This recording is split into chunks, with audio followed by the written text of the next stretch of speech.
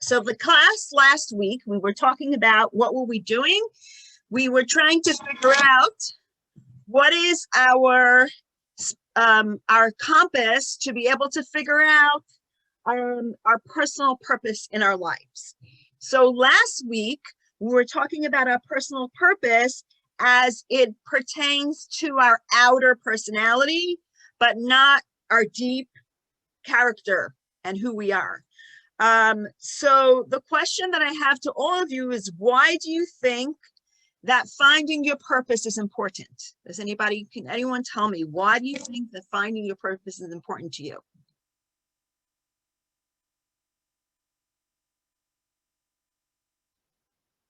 Anybody? Why do we need to know what our purpose is? Why is it so important?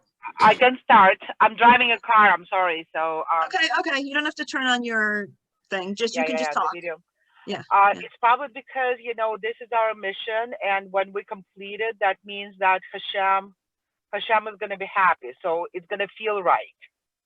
Okay, so you're saying it's for yourself and for God. Right. That's what we're supposed to do. Right. And okay, so anybody else have an idea? Okay, so you're saying basically this is what you're supposed to do. Is there any other idea? So my question is, why would you want to do it? Because you want your life to be fulfilled. Fulfilled. Okay, so in other words, if you find your purpose, you feel more fulfilled with your purpose. Okay. And what is the other thing? The other thing is that because I am so different than anybody else, every single person is different, I need to do my job. Because if I don't do my job, nobody else will do my job, because there's no way that I am the same as anybody else, right? So that's why I need to fulfill my purpose and figure out what I need to do to fulfill the world's purpose, because I am unique. I am different than anybody else. And if I don't do my fulfillment and I don't do my purpose and I don't get done what I need to do, what's going to happen? Then my unique purpose will be for nothing. And there'll be a void in the world, because every little person is the puzzle piece that's left for this world, right? So let's go back to the text. Let's share it. Okay, share the screen. Let me see, where am I sharing? Oh, here, Google. Okay, share. Hello, share. There we go. Okay, so let's go and see.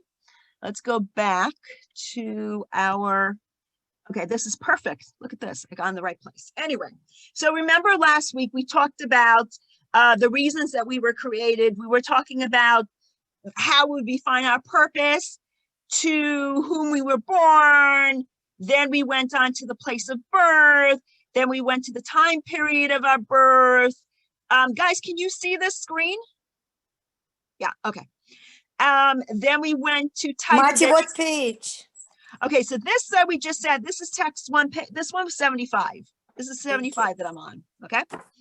Then the time period of our birth, the type of education and guidance we receive, the environment to which we grew up. Then we went on to our talents. We did not go into the inborn emotional disposition, okay? Because that's what we're going to do today. And we didn't go into our characteristics and inclinations, okay? But we did talk about how divine providence guided us until the day we became independent and assumed a position in life. So we did go through all that.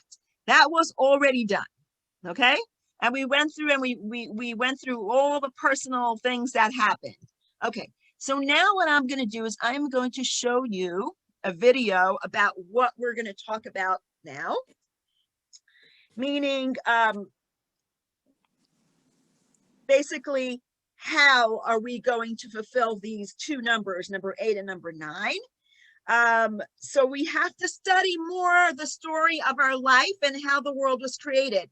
Some of you saw this on Facebook, but I'm going to repeat it again, because if you have to have it in your brain, it's not so easy to understand it. So first we're going to watch the video again, and then what I'm going to do is I'm going to go through the details of this video and see how it pertains to our specific lives, okay? So here we go. If you cannot hear this, let me know.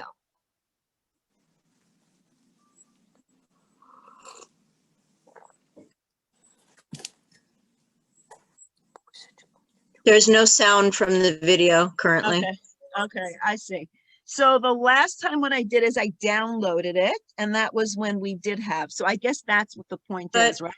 No, when you screen share, when you first click screen share, you have Yeah. to make sure that you click where it says share computer sound.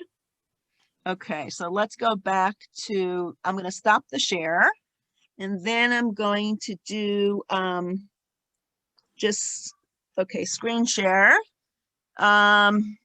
Let's see, advanced maybe? Oh, I see, music or computer sound only. Does that make sense? Power, point or virtual background, no, right? Portion of screen, no. Music or computer sound only, does that make sense? Would that make sense? Let's see, let's try. Okay, let's try. Oh, I'm just sharing sound. Okay, no, that's not what I wanted. There should be something that says share computer sound. I'm going to quickly check in mine.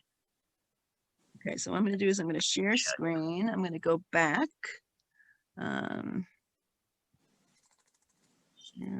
oh, that's the portion of the screen, but it doesn't say. Oops, wait a second. It says more. Do you want to, let's see. Okay, I found Okay. share sound. Let's see if it works now. Let me know if it's working now, okay? Because I pressed. Decided to do the impossible, Now? to create a Yeah. finite, Okay. diverse universe within his infinite, indivisible self. God first created the mystical Sephirot, 10 divine channels through which his infinite light could be condensed, contracted, and then released as individualized attributes that could eventually give rise to a diversity of finite creations. Let us make man in our own image, said God. No sooner said than done. Man was created in his Creator's image, with his own internal set of 10 attributes through which he operates. These 10 spiritual attributes are reflected in the physical human anatomy. Let's go through them one by one. Sephira 1, Chachma. Chachma is the initial seed of an idea, the flash of undeveloped inspiration. It enables us to be creative, spiritual, transcendent. Sephira 2, Bina. Bina is the development of ideas. It enables us to be logical, analytical, organized. Sephira 3, Dot. Dot allows us to focus on an idea so that it becomes relevant and personally meaningful. It enables us to be attentive, principled, involved. Sephira 4, Chesed. Chesed is the power to love, share, and look kindly upon others. It enables us to be generous, optimistic, sociable. Sephira 5, Gevura. Gevura is the power of discipline and restraint. It enables us to be calculated, cautious, serious. Sephira 6, Tiferet. Tiferet is the power to empathize and to harmonize kindness with strictness based on the needs of others. It enables us to be balanced, empathetic, harmonious. Sephira 7, Netzach. Netzach is the power of determination to overcome challenge. It enables us to be persistent, forceful, daring. Sephira 8, Hod. Hod is the power of humility, gratitude, and submitting to a higher cause. It enables us to be thankful, devoted, accommodating. Sephira 9, Yesod. Yesod is the power to focus on others and to build genuine relationships. It enables us to be selfless, altruistic, loyal. And last, but not at all least, Sephira 10, Malchut. Malchut has multiple functions. It is the power of speech and action, effective communication and leadership, and to be receptive to others. It enables us to be leading, communicating, achieving. So there you have it, the 10 components of the human self. the internal mechanism upon which all intellect, emotion, and actions run. God used 10 Sephirot to create his universe, and we use our 10 Sephirot to shape our miniature universes. Okay, so let's stop sharing for a moment. Okay, so basically, they're giving you 10 different Sephirot, obviously. What is that?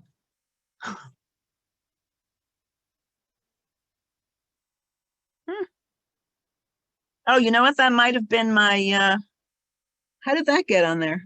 Do you hear that, guys? No. No, okay, so, okay, fine. I have no idea how that's on my thing, but what I'm gonna do is I'm gonna share the screen again anyway, because I need to do one more text right now. Let's see, I don't wanna do the portion. Okay, okay, so share, wait, 1 second, I need to go back. How do I get back to the regular sharing? Okay, let's say basic. There we go, basic. Okay, there we go. Share, because I think I'm hearing somebody talking here. Yeah, you see, I heard someone talking. That's what it was. Okay, it was on my screen. Okay, so let's go back to text number 3, and that's page 77 if anyone has it.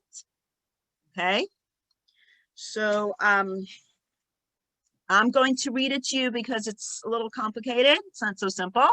First, it says, Elijah opened his discourse with a prayer. So this is Tikkun Zohar. Tikkun Zohar, if you remember, the Zohar is a person who actually made the original Kabbalah was written in the Zohar. And there was something called Tikkun Zohar, which is a work of Kabbalah that were added to the Zohar. So this is what it says. Elijah opened his discourse with a prayer. Elijah is talking about Eliyahu Hanavi. Master of the worlds, you are one and transcendent the Sphirot. You are exalted above all exalted ones, hidden from all hidden ones. No thought can grasp you whatsoever. So it's saying basically that God is higher than anything else in the world, like he is infinite.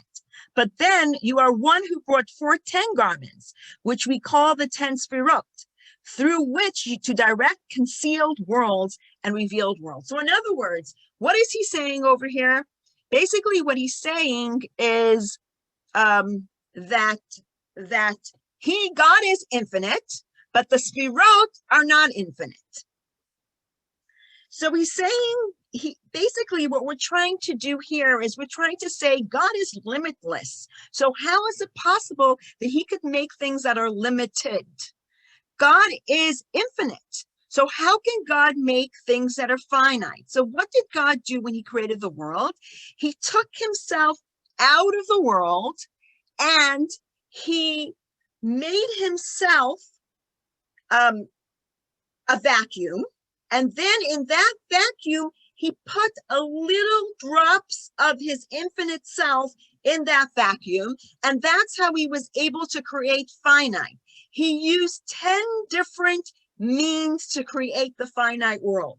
So it wasn't a simple process of cause and effect. It was going from an infinite world into a finite world. And the only way that God could make something finite was to get himself out of it. So what are we talking about here?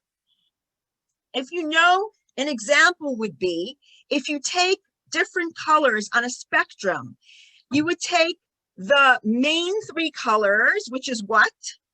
I believe it is, what is it? Red, Red, right? Blue, blue, and and yellow. what else? And yellow, right? Yellow. Very good. Red, blue, and yellow. You take those 3 colors, you could make infinite colors out of those 3 colors, right? Because those are the 3 colors that you bring inside your house. You don't need any more than those 3 colors. Same thing with musical notes, right? You have do, re, mi, fa, sol, la, ti, right? Right? We have the notes going on the spectrum. So you have all these notes can be made into infinite notes and can make into infinite songs, because you have a way to get to different types of ways. So this is what God was doing. What God was doing, he was taking infinite possibilities and making it into finite little pieces. So an example would be, if we look about a person, this is an easier example to really understand a person. We would say, okay, I am a person. Yes, I'm a woman. I'm a wife.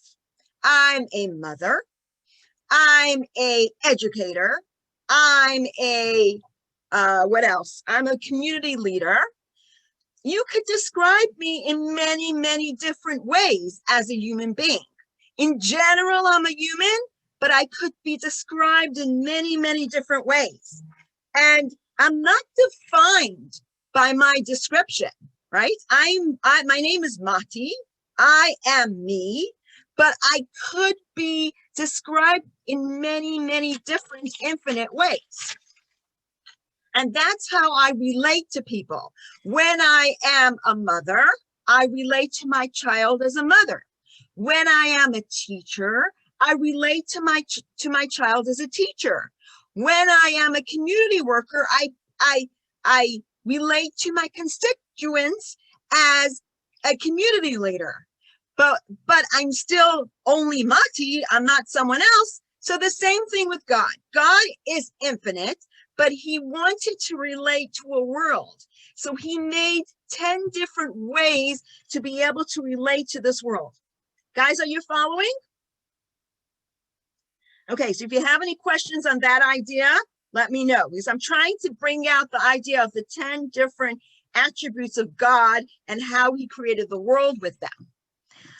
So these are 10 channels of creating the world, and they're like the building blocks of the world.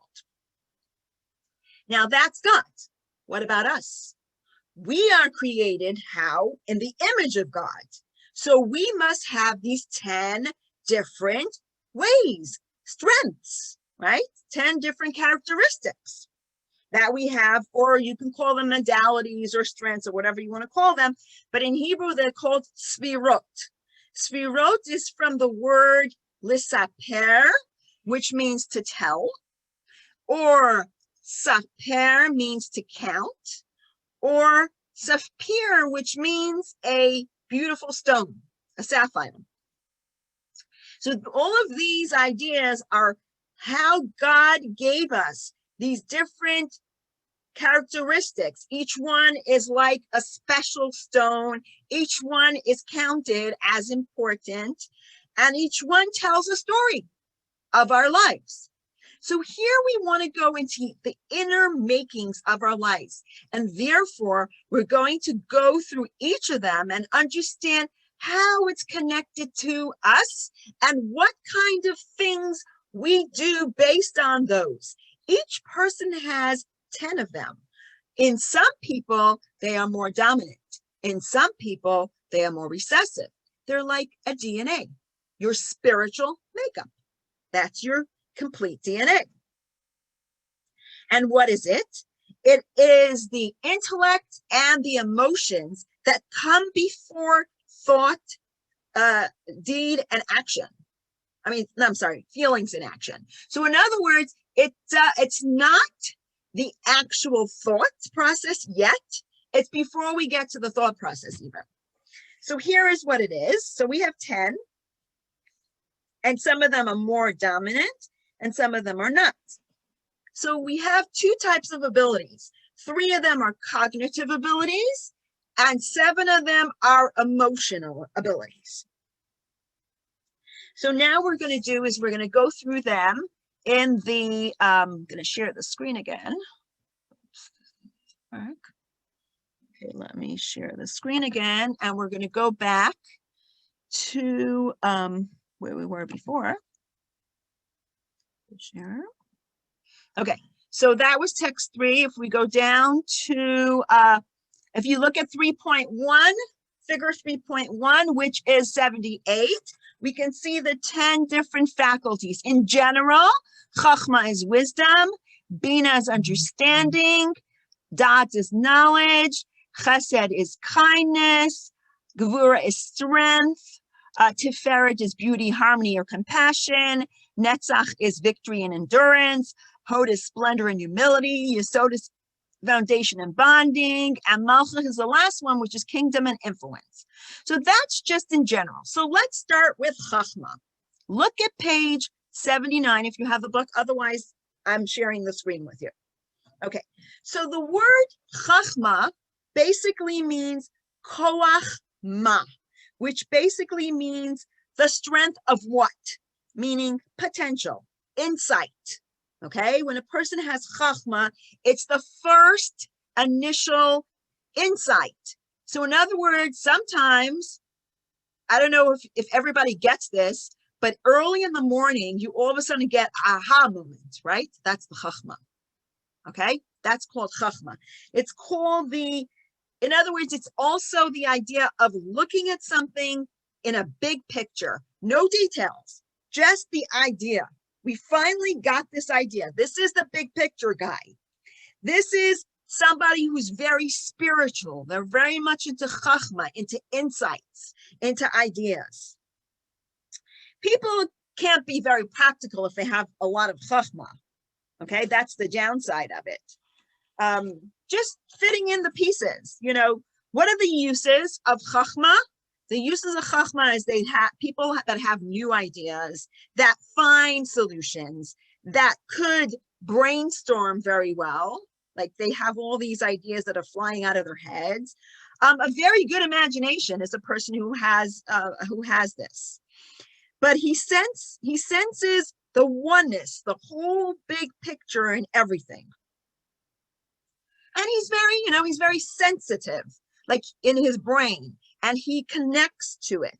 So if you look at this chart, exercise 3.2, it says that you should look at these traits and mark it from 1 to 5. If you have the books, you can do it in the books. Otherwise, you can do it on a piece of paper. And number 5 would be very dominant, and number 1 would be very weak. So going from 1 to 5, 5 being very dominant and 1 being very weak, mark down in creative, being creative. What are you? Being intuitive. What are you?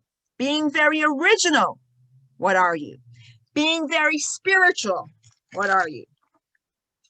What kind of job could a person with a lot of Chachma really have? Does anybody can think of what kind of job would you give a person that has a lot of Chachma?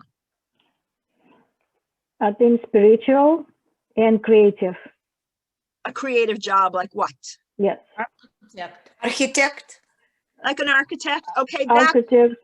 Yes. An architect could be a little bit of Chachma, but I think that you'll see the next one and you'll say maybe the architect is Bina. But I think the beginning of the idea of doing the work of an architect is probably more Chachma. It could be a person who's a spiritual healer. Very much. Yes, spiritual, yes. Mm-hmm. Right? Yeah. Because they're always getting ideas and things from a different world coming. Because it's the first drop of the aha moment coming from somewhere else that you can't grasp. So it's just coming into this world, the first little drop. Okay, so that would be Chachma. So let me go on to Bina because I think that'll help you understand it, Chachma, a little better by understanding Bina. Okay, so this is Bina. This is exercise 3.2, but before we do that, we want to talk about Bina. Bina is comprehension, okay? What does that mean? If Chachma, when you talk about a building, if Chachma is the idea of for the design, what is Bina? Bina is the actual blueprint, okay? Also, when we talk about everyday life, if Chachma is let's be a good example for our children, right? That would be the Chachma, the idea. And the Bina would be, how should I behave to be a good example for my children? Okay, so those are examples of Chachma and Bina. So Chachma basically is the seed, and the Bina is the growth from that seed. It's like a man and a woman, right? The man is more chachma. The man gives off the seed, and the woman makes the baby, right? She's bina. She's more bina. She actually grows the baby in her stomach. So in that act, she is doing a bina act, right? So we understand bina is very analytical, and in bina, you need a lot of clarity. You want facts, right? You need facts because it's basically evaluating things. So bina is evaluating the logic of the ideas. Also to figure out which opinion is good or which opinion isn't good. So you have two people that have an opinion, which has a chachma. Then the bina kind of figures out the difference between those opinions. You know, what kind of jobs can you do? Anybody? As bina? Computer engineer, Computer engineer, scientist. right? Scientist, exactly, because you're really, actually depends what kind of a scientist. A scientist that analyzes stuff, Analysis. Mhm. right? Or a researcher, a scientist who does a lot of research. That's bina, it's very bina oriented. Women have a lot of bina actually because they look at the little details in things. So they're also very analytical when it comes to little things. Okay, so now the question that I have is, when you go to the idea of chachma and bina, what could be the downside to chachma and what could be the downside to bina? If somebody is very chachmadik, they're very much into new ideas, what could be their problem? Less focused. Yeah. Okay, that's one thing, less focused, but what else? Too many They're ideas. just getting ideas, what else besides less focus? Because that would be, focus would be das. Okay, so maybe they have more chachma and less das. Das is more the focus, exactly.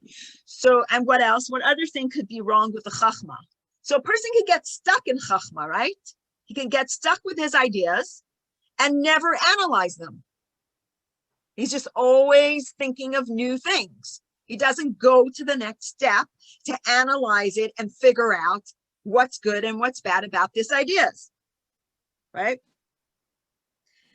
Okay, and what would be bad with a person who has just bina, just analytical and not have ideas?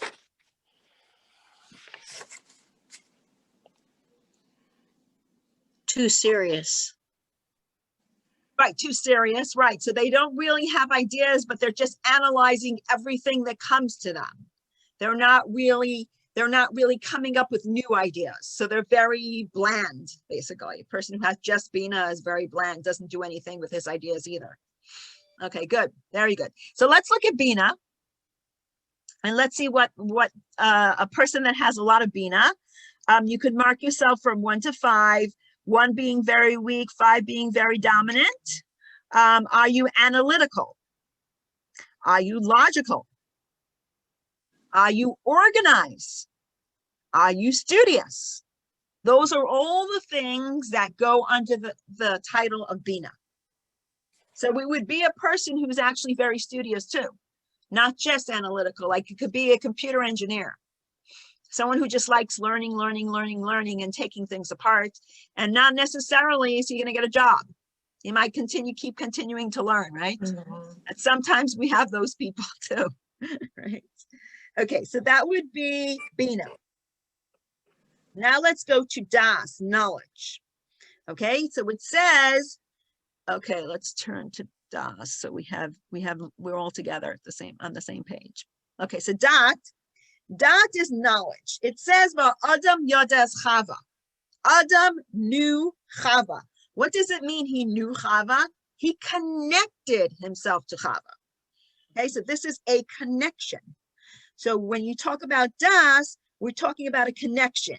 So what are you doing? You're making the knowledge that you learned in the Chachma and the Bina to be very personal and very relevant. You make decisions. That you evaluate how it has to do with me, right?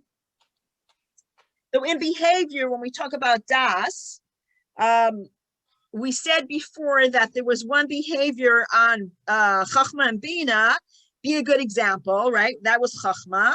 How you behave, that would be Bina. What would be Das? Das would be, in that context, Das would be, so why are you still on your cell phone? That would be Das, like I'm applying to it, you know? It's an application. So in other words, if you want to teach your kids something, Das would be, so why are you still on your cell phone? Like you're not really doing what you decided to do. So in other words, it's more, it's going towards the implementation. It's making it more permanent. So it's a control over your emotions still. It's not emotions yet because you still have control. You're still in the thought process. So what kind of uses could we have? Planning a business event. That would be in other words, Bina would be, what do we do about this business plan? And what would we do about this business? And Das would be, I'm planning the business event already. Or it could be maybe a project manager, right? Strategizing, decision-making, defining what I'm going to do. Okay, so that's Das.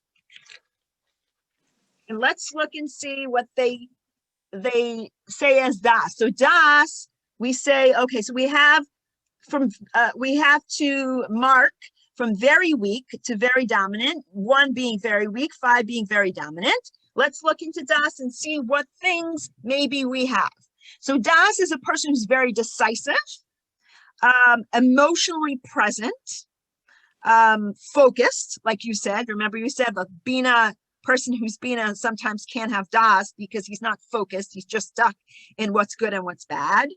And number 3, forging strong connections.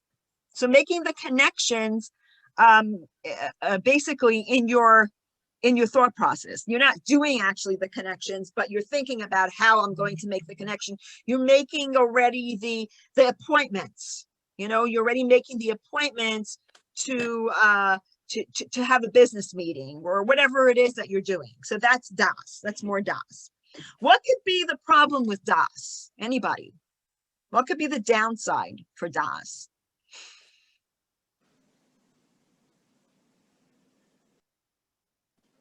Too much emotions. Actually, no, it's the opposite. You're emotionally present. You don't have emotions at this moment. You're present with your emotions. Or In maybe other you words, focus on too much. Maybe focus too on one focused. thing. Yeah, too focused focused. on things, right? Mhm, Sometimes you can be too focused. No, I'm sorry. No magic, almost like, you know, no fun, no magic, no, Right. So in other words, you don't have any more chachma because you lost the chachma on the way. That's what you're saying. So your imagination is gone. mhm. So you just have the focus, but you forgot already what happened at the beginning that you had an idea. So sometimes you could be so focused on connecting it to something than thinking about the thing itself, what the idea was to begin with. You can switch the idea around because you're so focused on connecting it to something. You can change the inspiration. The inspiration could die out because you're so focused. I mean, that's the downside to it. Yes, very good. Okay, so now we just went through the three cognitive things. In other words, the things that come from your brain thought process. And now we're going to go into the emotions, because first it has to be cognitive. You have to have this idea. And now we're going to do it into the emotions. Before we get to the thought, speech, and action, we need to go to the emotive ones. Hesed. Here's the emotive strengths. So the first one is chesed. Emotion. So chesed means like a flow, giving to someone with no limits, kindness, loving, but you love with no end. Doesn't matter who the people are that you're loving, you just keep loving. It's like Abraham, when Sodom did such a bad thing, he still prayed for them and said that no one should die, even though they were bad people. So he was the personification of chesed. He gave and gave and gave and loved everyone that was around him, even if a person has no merits. Person that has lots of friends, but not necessarily good friends, because everybody's his friend, right? That's chesed. What kind of uses can you have from chesed? What could you do with it? What would be a good job for a person who has a lot of chesed? Caregiver, doctor. Actually, no. No. Mhm. Caregiver and doctor is not chesed, because you care about the person you're giving to. You have patience, right? This would be more like someone who does networking. I will network with every single person, no matter who they are. If you're a doctor, you only network with your patients. You don't network with everybody in the world, unless you're a, I don't know, some person who just, like a person who just gives to anybody, you know, like even to homeless or whatever. You give, every single person gets, doesn't matter who they are. It could be also a person that's a matchmaker, right? Why? Because they make matches for everyone. It doesn't matter who you are. Because you see the good in every single person. That's what chesed is about. Okay? Now, a person who has chesed is always happy and always in a good mood, right? Because they're giving. When a person is giving and they don't think about who they're giving to and why they're giving, they're always in a happy mood. I'm giving, I'm giving, I'm giving, and you're always happy-go-lucky. So if you look at the exercise 3.2D, which is on page 82, so if you mark for yourself from 1 being the weakest to 5 being the most dominant about chesed, you would see that it talks about a person who's very cheerful, a person who's extremely extroverted, right? They're always giving. They're generous, they're kind, they're loving, and they're also optimistic. A person who is chesed is always optimistic. Everything's always going to be good. Even if it's not, it's always going to be good. So that's a very chesed-minded kind of a person. So that's chesed. Now let's go to gevura, which is exactly the opposite of chesed. Okay, that's on page 83, exactly the opposite of chesed. What do you think it would be? We say chesed is flow. What would gevura be?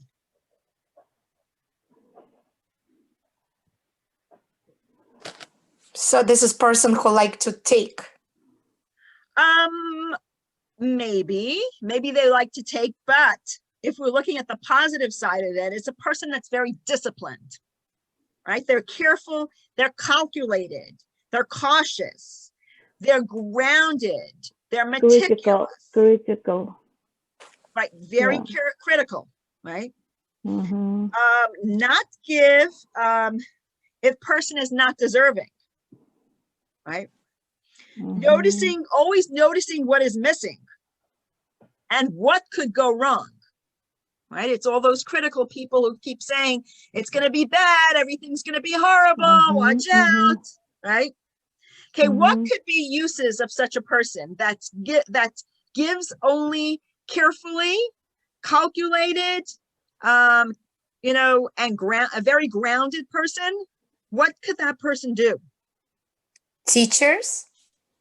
I guess you can say a teacher, but a teacher will also be, I would say Das would also be a teacher, but also could be a certain type of teacher, one that's that you think of in Russia, the teachers in Russia, you're right. In Russia, yes.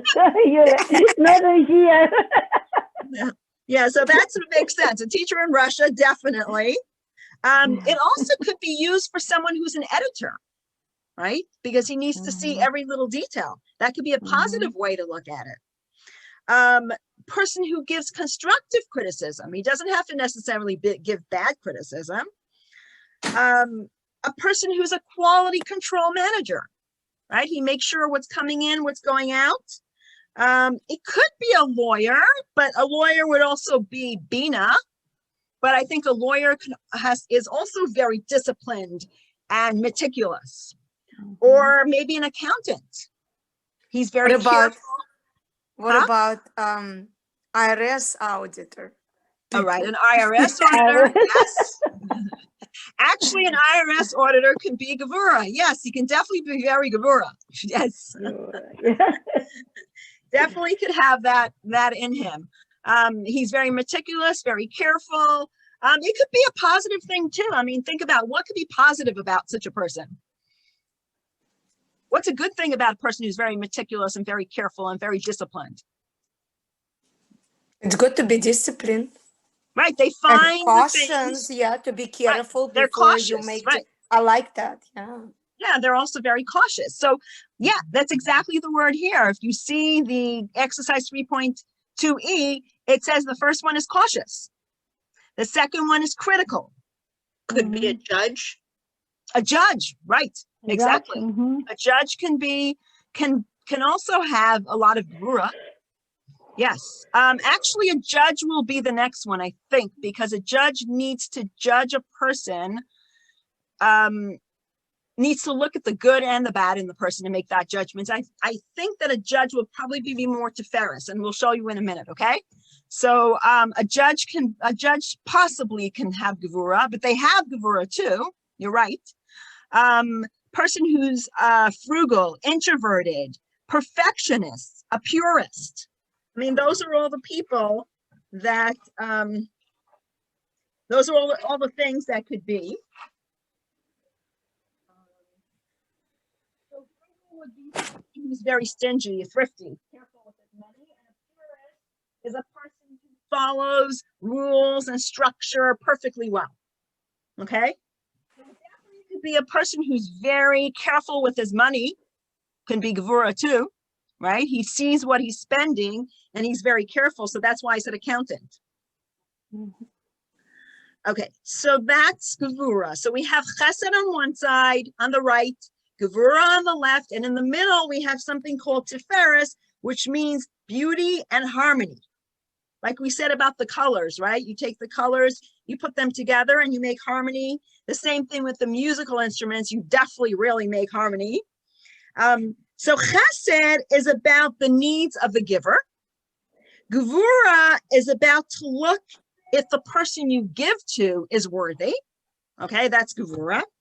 Then what would be tiferes? Tiferes is compassion. It would be a person who has tiferes would say, what? What if it was my child? That would be tiferes. Okay, so I would say that tiferes is more compassion than giving, because they look at the situation that the person looks, even if someone doesn't deserve it, I will give, right? But they make sure that they give to the person who has a pressing need first, because they evaluate their giving. It's a person who listens, who cares a lot about people. I know there's a beautiful story with somebody who was during the Holocaust in France, in Paris, and the parents left all their kids in a orphanage, and the orphanage was running out of food, and they had no way to get any food. And this one man, for a couple of months, would come every morning and bring them bread, and they called him Monsieur, Mister in French. I don't know how you say it. Anyway, so then they would get this food every single day. Not only did he bring the food to the kids, but he would sit down and play with the kids. And then he would ask the kids how they're doing. And even the kids that couldn't eat properly, he would sit there and feed them. So nobody knew who this guy was. Many, many years later, one of the little children that were in this home said that he wanted to visit New York, and he went to the Rebbetzin Rebbe. And when he walked into the Rebbetzin Rebbe's study, when he asked for an appointment, he looked at the Rebbetzin Rebbe, and the Rebbetzin Rebbe said to him, "Oh, Yankele, I haven't seen you in so many years." And he looked at him and he realized this was the guy who brought us food and sat on the floor and played with us. He says, "This is what saved our lives." And he couldn't believe that this was a Lubavitcher Rebbe. So this is the idea of Tiferes. It's compassion. It's not just giving the kids the food. It's actually having compassion for those children, evaluating what they really need and how much compassion they need and what they need in their lives. This is real Tiferes. So what could be better, right?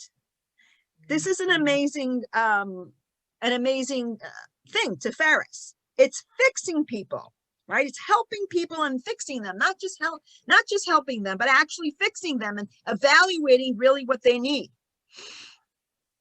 And it's more of a focused idea. It's a focus of healing people.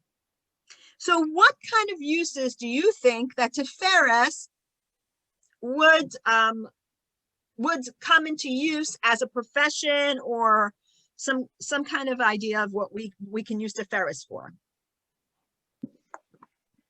As a profession, rabbi or psychologist? Okay, very good. A rabbi, psychologist, what else? Like you said before, everyone said about Tiferes before. A judge, a doctor, right? A nurse, a healthcare worker, a person who works Teachers. on a teacher, right? A teacher could also be Tiferes. So there's a lot of different things that play into Tiferes, right? Because Tiferes is the ultimate between Chesed and Gevura. So also it's all about doing makeovers, right? It could be personal makeovers. It could be a person who actually does makeup, or it's a person who redoes homes, right? That could also be Tiferes. A person who makes a home beautiful, like knows how to harmonize the home, that it looks nice, right? That can also be Tiferes. So there's a lot of things that Tiferes can be. So let's look into, okay, that was Gevura. Let's look at the next one is Tiferes. So Tiferes here, this is page 84. So you would mark 1 as very weak and 5 as very dominant, from 1 to 5.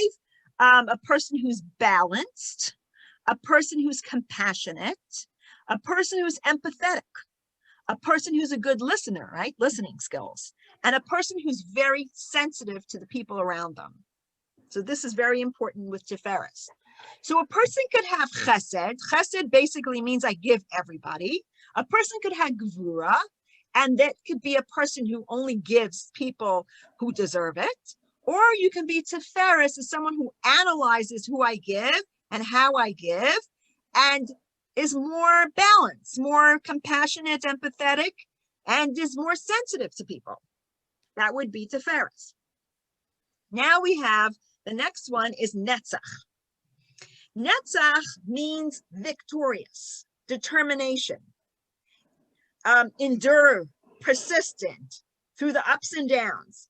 If you need to achieve, can be confrontational, competitor, outspoken to get their way, motivated by, how are they motivated? Sometimes they're motivated by anger because they need to get it done, right? When they're upset about something, they're going to get it done. Overcoming obstacles. So let's look here to Tiferes, and then we have Netzach. Okay, so we have Netzach. So Netzach look at the chart from 1 to 5, 1 being very weak and 5 being very dominant. Bold, competitive, consistent, determined, gritty, which basically means stick to it, even if it's a scary thing to do. Thrives on adversity. So when there's some problem, you are going to be excited and deal with it. So what kind of person and what kind of use can you use Netzach for? Anybody? Lawyer? Huh? A lawyer? Okay, oh, right. A lawyer could be also Netzach. He needs to overcome an obstacle no matter what happens. Exactly. Very good. Anybody else? Businessmen. Maybe a businessman. Why? Because he's determined to get it done, right? That's a businessman who is determined. Some businessmen are not like that. So it's not like that. That's very iffy. You know, you could or not. What about a person in the military? Is that I was Netzach? about to say that military. right? A military Right. man or somebody that's doing competitive sports, right? He has to overcome no matter what. It can also be a person who's doing demonstrations, right? Mhm. I need to get my word out there, no matter what. Okay. Marty, I'm sorry. I would also mention, in many cases, researchers and scientists, people who need to get the result, and there are a lot of trial and errors. Okay, so trial and errors would be more like Bina, but you can say Okay. it's mixed with Netzach. Okay, you Right. could say the Bina mixed with Netzach. Yeah, we could do that because Bina would be more a trial and error to figure out what works and what doesn't, and also a little bit of Das because they have to actualize it, right? So I think that would be a pretty big mixture. Okay, so you have to remember that we don't have one of those. We have a few of those, right? And we have all of those, but some of them are more dominant and some of them are very weak in us. So when you figure out what's dominant in you, you can figure out what things you need to get done in your life and what's going on. Sometimes it could be a weakness in those things. So if you do have a weakness in those things, maybe there are some other things that you need to deal with and pay attention to be able to overcome those weaknesses too. Okay, so Hod. Okay, so Hod is the next one. Okay, Hod is the next one. And Hod is kind of the opposite of Netzach. It's more like acknowledgement, submission, submit yourself to a higher cause. The good of the country is more important than I am. Okay, that would be Hod. If I'm doing something for somebody, I'm not as important as the cause itself.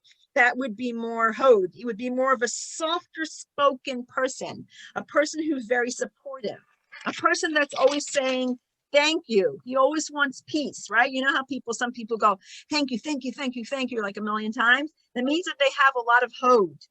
They're always looking for peace, and they're always acknowledging other people. Or they say sorry, sorry, sorry a million times. I mean, those people are usually pretty soft-spoken. So basically, the uses of Hod would be a person who serves others. So what kind of people would be more like Hod kind of people? Salesperson? No, not a salesperson, because they're serving others. They're not, salespeople are connecting to others. Homemaker, mother. A mother, right? A mother could kind of be like that. Yes, I guess you can say a mother. Or how about a flight attendant? Servants. Right? What? Servants. Servants. How about a nurse? Even a nurse could be a Hod, right? Because she's serving other people and she'd rather serve the people than care about herself. Right? Caregiver. Caregivers, right? Caregivers. They give over to others and they're less, actually, hopefully, right? Less worried about themselves. Yes. Okay. So that would be more like a person who's not that they're selfless, but they're serving other people. Okay. Because let's look at the Hod. A Hod would be here. It says from 1 to 5, mark down what's 1 is weak and 5 is dominant. Patient, accommodating, devoted, could be a wife actually, or a husband. Grateful, humble. So it is basically, you can say that they're selfless to a certain extent. They are humble. You were right. Okay, so that's possible. But when we talk about this idea of selfless, when we talk about genuine relationships with others, that would be the next one, which is Yesod. Yesod is more selfless. In other words, relating to other people, influencing other people. You're influencing others to think like you think. You're forming strong bonds with people. And that is actually, it's very strong on relationship. What did you say? Somebody said something and I said that would go for Yesod? Yeah. You guys remember? Was it judge? No, judge was, remember we said judge was more like netzach, right? Overcoming obstacles, or like gevura. I don't think that was judge. I think this is more like a salesman. Yesod is like more like a salesman, like serving other people and connecting to other people. So if you look over here for Yesod, can someone mute themselves because they're talking? Thank you. So basically it says here, it says selfless and altruistic, which basically other people. You want to make other people happy. So that's your Yesod. You're looking to make others happy.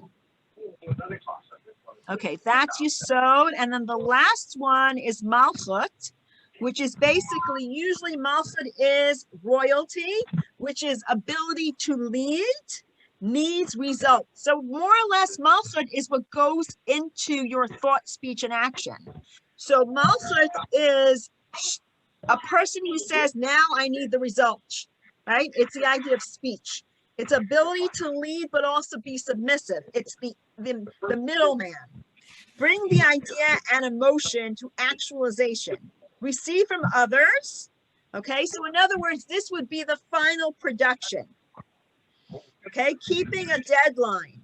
That would be, right? That would be Malchus, keeping a deadline, a person who needs results and getting a job done. So what kind of thing could this person, what kind of job could this person have? President. Yes, very good. A president. He's a leader. He wants results. He takes from the people. Yes, that would be a president, right? Not an old-fashioned king, right? Because that would be a dictator. But this, we're talking about like a president, that would be more of a person of Malchus. A Rebbe, right? Like the Lubavitcher Rebbe, he was Malchus. Why? Because he received from others, he received from his constituents, and he gave. So it's a person who and he demands results, right? So here it is, a leader, a communicator, expressive, receptive, and implementer. These are the things. So an implementer would be what? What kind of job would a person have if they have to implement something? Maybe engineer, production, like someone who does production or something like that. So here we have these, this is the spiritual DNA. Okay, I want to unmute whoever is over there. Sorry. Oops. Participants.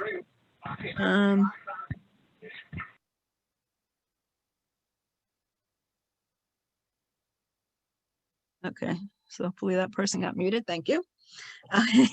No, because I couldn't hear myself anymore. Okay, so here we have, this is our spiritual DNA, right? So we have all these 10 different things. You guys can look at it at home again or go over it again and figure out what your spiritual DNA is. There are strengths and there are weaknesses. We also have some blind spots, like an example with a leader, a malchus, which is a leader, he can be too pushy. That would be a blind spot for a leader, right? Or a person who's chesed, who's more a giving. What could he do that's a blind spot for him? He might become a people pleaser, and that would be bad for him, right? If a person has more kindness, right? He keeps giving. What about gevura?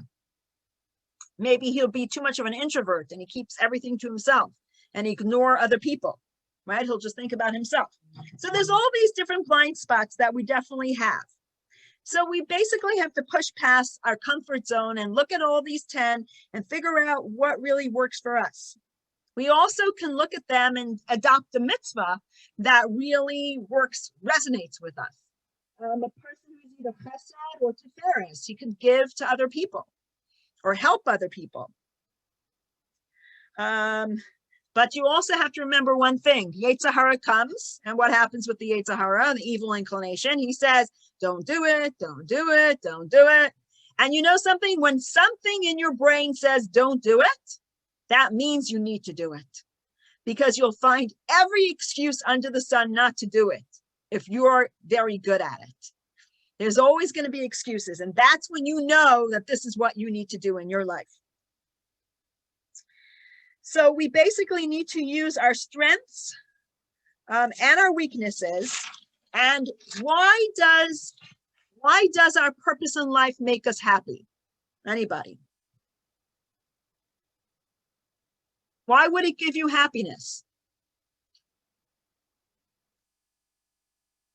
Because your life is productive.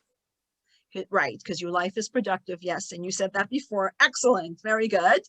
What other reason would it give you joy?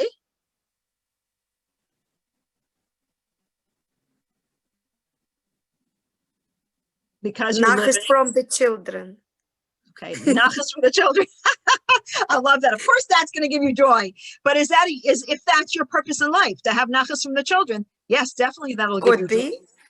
Yeah, they'll definitely give you some. So, in other words, if you don't live your life in your way, right, to the most, then who will, right? So the minute you understand that you need to live your life the most and the utmost, that brings you joy.